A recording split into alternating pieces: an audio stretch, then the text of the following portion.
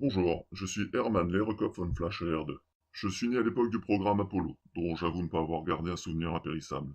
Mais j'ai grandi dans un monde où l'espace faisait encore rêver. On ne reste quand même pas toute sa vie dans un univers onirique, alors, comme tout le monde, j'ai grandi. Mais en grandissant, j'ai vu décoller des engins tout aussi impressionnants les uns que les autres. Et bien que je n'ai pas choisi la voie scientifique, j'ai continué à m'y intéresser. Non pas comme un passionné, mais simplement comme quelqu'un curieux de ces choses et émerveillé par les images de ces mondes lointains. Et un jour, un nouveau média est arrivé. Un Internet qui permettait un accès illimité aux informations. Puis YouTube avec ses nombreuses chaînes dédiées à l'astronomie, à l'astronautique, à l'astrophysique.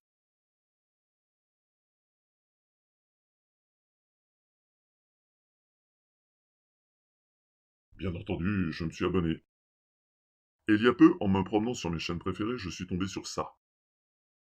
Et là, forcément, je me suis dit qu'Arnaud avait pété un câble.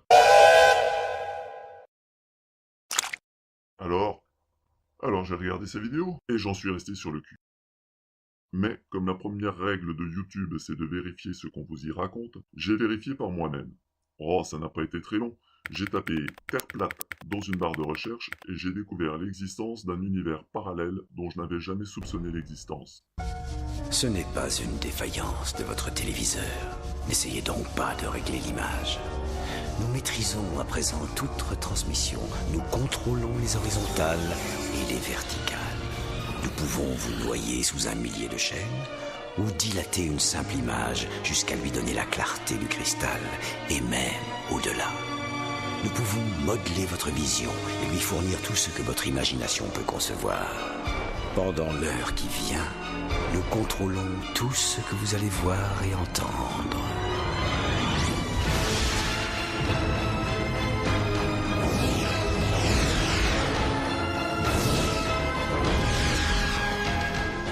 Nous partagerons les angoisses et les mystères qui gisent dans les plus profonds abysses, au-delà du réel.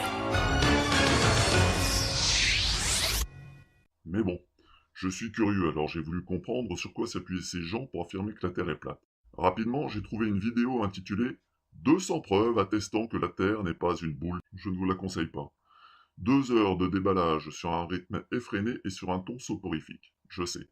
Effréné et soporifique dans la même phrase, c'est assez étrange et pourtant c'est ce que j'ai ressenti. Alors, avant de m'endormir sur mon clavier ou de laisser libre cours à la nausée qui me gagnait, j'ai trouvé l'équivalent au mot près en format PDF. Et je l'ai lu. Je l'ai lu et je n'y ai trouvé aucune preuve de quoi que ce soit. Si ce n'est que la personne qui en est à l'origine ne comprend rien à ce qu'elle prétend démontrer. Malheureusement, pour des raisons qui leur sont propres, certaines personnes prennent ces soi-disant 200 preuves pour argent comptant, et se sont mis à croire en la Terre plate. Après tout, libre à eux de croire ce qu'ils veulent. Alors, faut-il se résigner face à la liberté de croire? Certainement pas. Mes enfants sont en âge de se poser des questions sur le monde qui les entoure, et ils sont aussi en âge de surfer sur le net. Et je refuse de les laisser désarmés face à ce genre d'élucubration enrobée d'un discours New Age attrayant. Comme d'autres avant moi, j'ai tenté de mettre ces gourous de la Terre plate face à leurs erreurs. Mais ces gens-là n'apprécient pas qu'on puisse les contredire, et plutôt que d'apporter les contre-arguments dont ils ne disposent pas, ils vous bannissent de leur chaîne. Tout en se targuant de chercher la vérité et en insistant auprès des nouveaux venus sur l'importance de garder l'esprit ouvert. Allez comprendre. Alors que me reste-t-il pour répondre à leurs élucubrations si ce n'est que de lancer ma propre chaîne? J'ai 2 objectifs ici. Premièrement, montrer que ce document, 200 preuves attestant que la Terre n'est pas une boule qui tourne, ne prouve que l'incompétence de son auteur. Deuxièmement, répondre aux tenants de la Terre plate lorsqu'ils racontent n'importe quoi.